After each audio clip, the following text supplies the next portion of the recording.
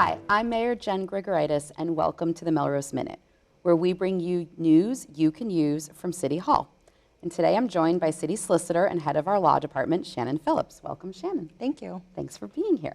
Thank you for having me. So I was hoping we could talk about cannabis and what that has meant for the City of Melrose from a revenue perspective. So can we go into the Wayback Machine to 2016 when there was a state ballot question regarding legalizing marijuana and what that meant for the city? Absolutely. So in 2016, like you mentioned, Madam Mayor, there was a state ballot question.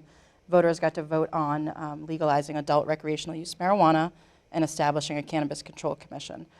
Melrose did vote in favor of that on the state ballot, which means unless the city decided to have a special election to prohibit marijuana retailers from coming in, then the city would have to zone for these retailers. And there were certain limitations and restrictions on what you could require. One of them is that you could only have 20%. You had to have as many retail establishments. It would have to be equal to 20% of your package stores. Melrose doesn't have any of those, so it defaults to one. So Melrose, by this law, was mandated to have at least one marijuana retail establishment. Okay, so mandated by law to have one, and then through a process with the typical zoning regulations, the planning board, and then the city council in 2019, there was a decision made to zone for that to be where the current cannabis dispensary is in Melrose out on Route 99. Exactly. Okay, so that is there, and then obviously as a municipality, we were able to collect some tax revenue from them. Can you talk about what the two different types of tax revenue were at the time? Absolutely. So we, as a municipality, are allowed to collect an excise tax if the city votes to accept that relative to the retail establishments. So since that time, I believe since 2021, since they've been in operation, we've collected 3% of their gross sales, the excise tax. Yep. So I think that's been about 1.8 million or over that for the city relative to excise taxes. And the other payments that the city's received have been what are called host community impact fees. So when this was put into place, I think the state and a lot of cities and towns didn't know what impact these businesses coming into communities would have on local communities, such as safety, substance abuse, traffic concerns, et cetera. So at the time, municipalities were allowed to put a host community impact fee into agreements with these licensees, and it could be up to 3% of gross sales.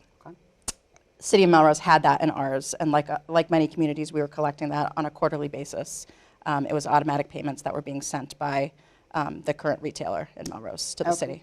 And I believe that the highest we saw was in 2022. We collected almost $1 million in those host impact fees. Correct. Which obviously, in a $104 million budget is not insignificant. But that has gone away as an option for communities like Melrose. Can you talk a little bit about what happened that eliminated that source of revenue? Absolutely. So the legislature changed the law in the fall of 2022, and it drastically changed how host community agreements could be set up.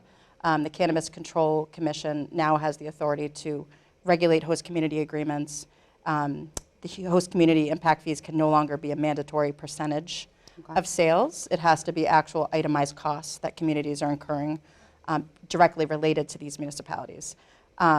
So that is making it significantly harder for any communities to collect any host community impact fees. In addition, communities can no longer collect donations or charitable contributions, which they could previously do under these host community agreements. And the host community agreements, I forgot to add, those are mandated for the licensee to have with the community unless the community waives that requirement. So that's still a requirement, but now there's this added burden on municipalities that you can no longer just be expecting this flat 3% into your budgets every year, which most communities had been. You have to send one itemized sheet at the end of the year and really itemize your expenses. And this new law also gives the companies the authority to sue for breach of contract in court if you fail to document the costs, if you try to charge them for things that are not actual costs. The Cannabis Control Commission also has the ability to penalize municipalities, to invalidate host community agreements and not allow them to operate anymore in your city. So there's a lot of new changes that have come with this law. So a lot of new changes and obviously a lot of risk for communities that kind of choose to aggressively pursue continuing to charge these fees. Correct. Which obviously is something we always need to weigh because risk tends to cost money, yes. And so we want to make sure we're taking that into consideration. And when you mentioned that you can charge, you have to be able to charge these fees for an impact that is felt in the community.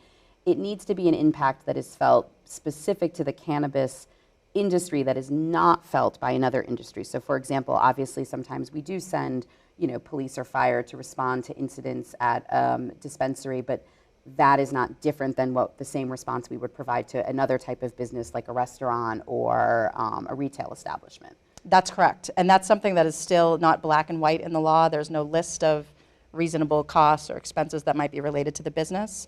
But that is one area that the Cannabis Control Commission has verified recently with their new updated regulations that they just issued, saying that it can't be something that you charge to other businesses in the town. Okay. So trash pickup, for example. Mm-hmm. Right, so we're really, I know many folks in City Hall are really trying to think through what is a unique and specific impact related to that industry that we could, legitimately charge to a dispensary. Okay. So I think it's an interesting example of when state policy kind of intersects with municipal finance because, almost $1 million is a significant amount of money that we are now, since 2022, have seen not be a part of our revenue picture and likely not a part of it going forward, or if it is, it's going to be significantly reduced. Absolutely. Okay, yes. That's really helpful. Any other things that you'd want to share with the community about cannabis and fees? I don't believe so. I think we covered it. That's great. Well, thanks for coming by. We appreciate your time. Thanks for having me.